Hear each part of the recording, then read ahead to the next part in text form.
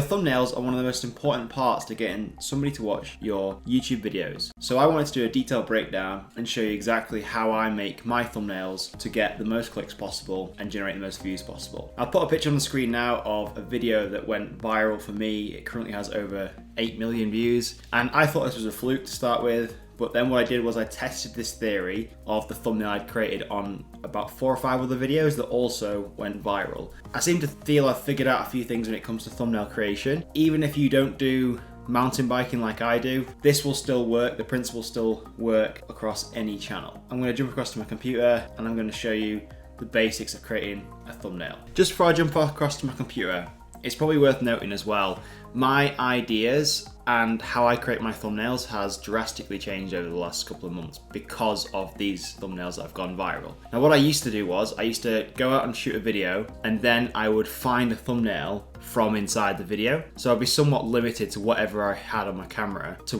what I could use to get people to click and watch my video in the thumbnail. What I do now is I spend way more time on trying to come up with good ideas for my videos to start with and look at what the packaging will be like, so the title and the thumbnail, before I've even started filming the video.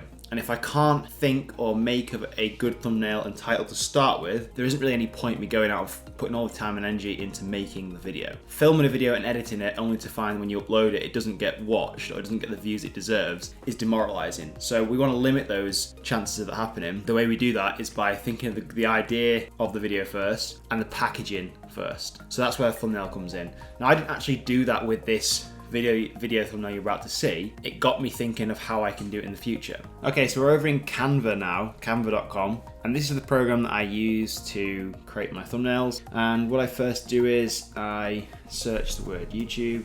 It will give me a template to start with.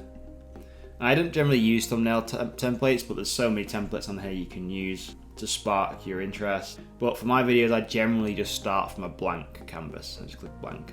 When you're creating a thumbnail, what we're trying to do is we're trying to get somebody to click on your thumbnail to watch your video, obviously. And to do that, we need to create curiosity and intrigue. This is what people call clickbait. Now, clickbait is only bad if you don't pay off what you show in your thumbnail in the video. If you do show it off, then it's not clickbait. So if I show something that looks insane in a thumbnail and then pay it off in the video, it's not clickbait. I would just call that legit bait. So what we have here is a screenshot that I took from one of my point of view videos, and this is actually the starting point for my thumbnail. There is a number of different things that I did on this thumbnail to make it stand out and make it really prominent in someone's feed. And first things first, you need to think about who your audience is and where they're actually going to be watching your video, because that impacts how you create your thumbnail. I know my audience and most people watching on YouTube will be watching on their mobile phones. They're probably going to be on dark mode on their phone. So you need to edit your thumbnails to stand out in that scenario. So a lot of people who will edit their thumbnails in quite a big screen, which is completely fine to do, but it's also good to note that that's not what your thumbnail comes across like on a phone. It's going to be super small like this. So once you've made your thumbnail, it's always a good practice to zoom out to see if it pops and stands out and grabs your attention. Because if it doesn't, then it needs redesigning. In a thumbnail that gets clicks, and you'll see this across any successful YouTuber and their thumbnails, they're super simple. If you glance at the thumbnail, you can instantly see what's going on, or it's hooked your eyes and you want to click and watch the video. If you see thumbnails on YouTube that are just too confusing with too much text on them, too many points of contact where the eye has to look, and it takes too much of your brain power to work out what's going on, there's a very strong likelihood that you're not going to click on that thumbnail to watch the video. That's my theory anyway. So with this, I like to always think of having 3 points or less contact with the eyes. So if we look at this here, we've got the bike, the bridge, and the clouds or the background. That's 3 points of contact. So what I'm first going to do is I'm going to double click on the thumbnail and I'm going to just resize it to start with. I want the bridge on my handlebars to be exactly central. And you can see there we've got the law of thirds. So let's use that. And now what we can do is we can click on the image, click edit photo, and they've got so many tools in there you can play around with. I tend to use background remover a lot, magic edit, but right now what we're going to do is we're going to click adjust. Now what you can do is you can adjust certain parts of an image. You can click the foreground or the background of an image. I love this tool. So we'll click foreground, and I'm hoping now the AI will be able to detect, it can detect the foreground and the background, which is the bridge and my bike, which is perfect. Because we want to make an image that pops. So I'm going to increase the brightness quite a bit. And I'm going to increase the contrast a little bit. And drop the blacks down a little bit. And increase saturation a little bit. And straight away you can see that is an improvement from where we started. And we can improve this even more. We can go to adjust and we can adjust the background. We can decrease the temperature of the background if you wanted to make this more eerie. I actually think it looks a little bit cool, eerie. You can drop the brightness as well, even drop the saturation of it. So creating contrast in your thumbnails is also good. So we've got desaturated background, saturated foreground.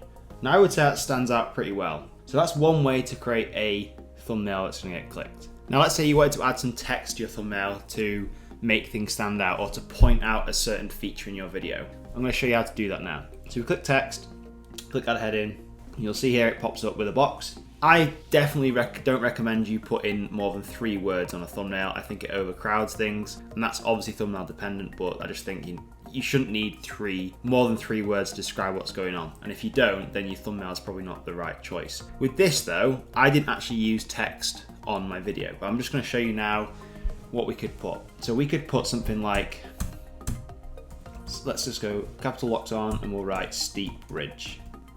Resize that. And we could put that in the corner here. Now this obviously just looks a bit beginner-ish. It looks like a little bit basic and it doesn't really stand out. So what I'm gonna do is, I'm just gonna decrease the line spacing a little bit. I'm gonna make this pop out a bit. Let's click add a new page and drag this down.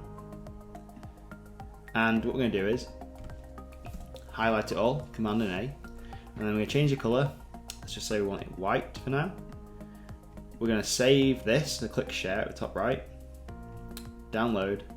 You want a PNG, transparent background, and then just tick the page 2, and then download that as transparent PNG. You'll download it, and then you're gonna drag that back in as a transparent PNG. You'll see here, that's now on our image. Now what we can do is we can resize this, and we can then click on edit photo, because it's now a photo, it's not text. And we can go to drop shadows, glow, and you can see here it's already started to add the different effects. So you can play around here with the size, the blur amount, and the intensity is the one that I used to play with quite a lot. And you can see there, we can create something pretty cool. And you can obviously change the color of that before you save it, so maybe even yellow text would stand out quite well on this. But that's another way we can make our thumbnail stand out. I'm just going to reposition it to somewhere it doesn't really get in the way of our main image. Now I personally don't think this thumbnail needs any text because the title and the thumbnail work together and they didn't need any explanation, but sometimes you may want to put in text to further express and explain what your thumbnail is trying to convey. That's essentially how I create thumbnails.